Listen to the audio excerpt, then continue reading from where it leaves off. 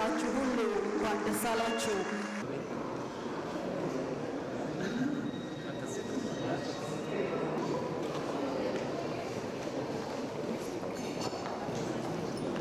የካፒታል ማርኬት የዛሬ 50-60 ዓመት ኢትዮጵያ ውስጥ በውስን ደረጃ ተጀምሮ የነበረው ይበልጥ ማደግ መስፋት የነበረበትና በእጅጉ ኋላ የቀረንበት እንጂ ዛሬ መጀመራችን ፈጠናችሁ የሚያስብል አይደለም።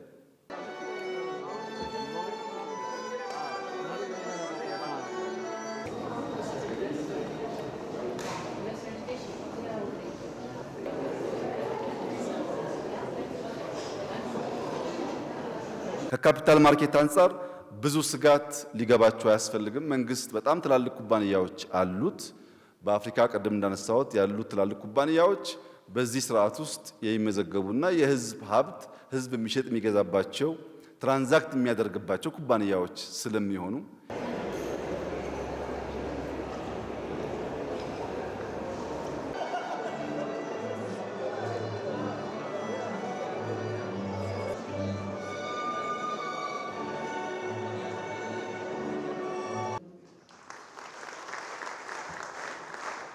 በነገራችን ላይ